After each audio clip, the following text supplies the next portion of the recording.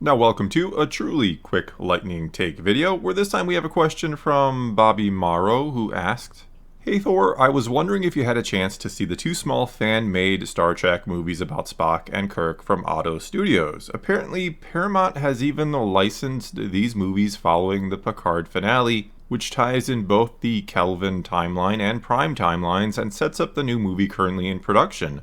Wouldn't it be great if Lucasfilm treated their fans with the same level of respect in regard to the lore? Love the channel, and as always, may the Force be with you." Okay, so I have in the past day or two heard about them and then watched them, and as a pretty big Star Trek fan, maybe not as big of a fan of it as I am of Star Wars or anything quite like that, I'm not as knowledgeable in it, but as someone who has always enjoyed Trek his whole life, whose dad showed him the original series when I was very young and who watched all the movies, and I grew up watching The Next Generation and then watched Deep Space Nine and Voyager. But anyway, I was simply blown away by this. And I'm not going to talk too much about the videos or story itself. I don't want to spoil too much if you're a Star Trek fan who hasn't seen these yet. You really should have the chance to just watch them and sit back and enjoy them, because they are, well, again, I was blown away by them. They're pretty incredible in a few different ways. Not just for the story they do indeed present and how it hits you, well, it hits you right in the feels. Despite being relatively short and in a manner of speaking, it's pretty basic or simple. They don't actually talk in it.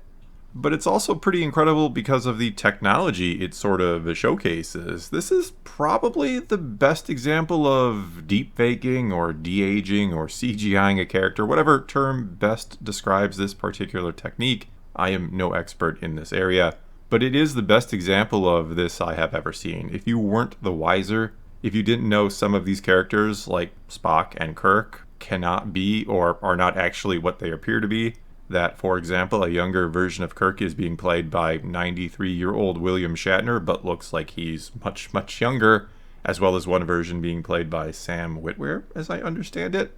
But if you didn't know that, you wouldn't even begin to suspect just by looking at them in the video. They look near perfect. Another way this is pretty amazing is this was, as far as I'm understanding it, this was a fan project that was sort of authorized by Paramount, and apparently, according to the comment, I did not know this, it has something to do with an upcoming movie even. In other words, this is Star Trek embracing their fans and giving them something that is truly special.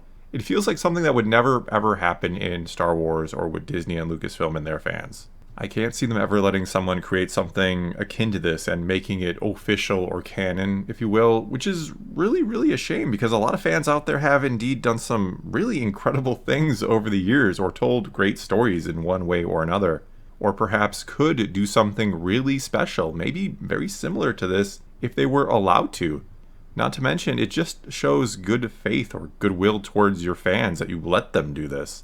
As I've said before, fans shouldn't be dictating everything, but listening a little closer to them, sometimes giving them the things they are asking for, or allowing them to, again, do something like this and to make it quote-unquote real Star Wars, would be an amazing gesture towards a fan base that oftentimes feel like they don't exactly care too much about us. Like we're just a wallet for them to tap into. Another thing to quickly note here is, I do think this is the future. I have talked before about how at some point Lucasfilm is going to make something like this themselves that uses the original trilogy characters, that tries to correct maybe the dumbest, most boneheaded decision the sequels made, that being never having all the original characters back together again on screen, and giving them maybe one more win together before it all falls apart and then the new characters get to pick up the torch and run with it. That would have been fine, as long as you give the original characters that one final last hurrah. But anyway, I think it is just a matter of time before something in the same vein as this Star Trek fan project, before it happens, though probably a feature-length movie or something like that, or maybe a special they can put on Disney+. Though I think it's the former, because a movie is just going to make more money than you're going to make putting it on Disney+. But if Lucasfilm and Disney are paying attention to this, to what Star Trek just did, and the fan reaction to it, which has been overwhelmingly positive as far as I've seen, I don't know anybody who didn't enjoy this, not that I've been scouring the internet for reviews or anything, but I've had multiple people tell me, hey, if you like Star Trek, you need to watch this.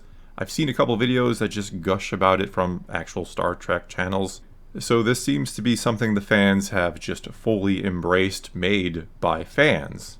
And so at some point, Lucasfilm is going to do, again, something similar, not because they truly care about their fans and want to give them something special like this, but because there is money to be made from those original characters. They can say Rey is their best asset, but let's be real, their best asset is still the original movies and the prequels. It is those characters until they can make something to rival them in some way, shape, or form, if they ever can.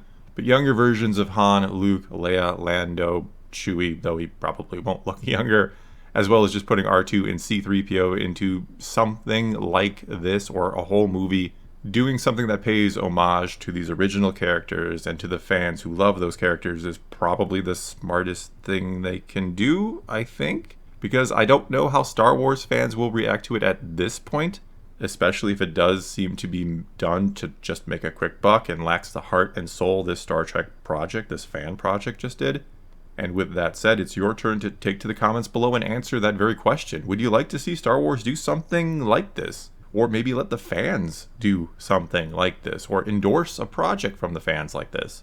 How do you feel about using the old characters or original trilogy characters in some sort of project, if it can be done to this level, or even a higher level, I suppose, where it is so indistinguishable from the real thing that you believe it is the real thing despite knowing it can't be?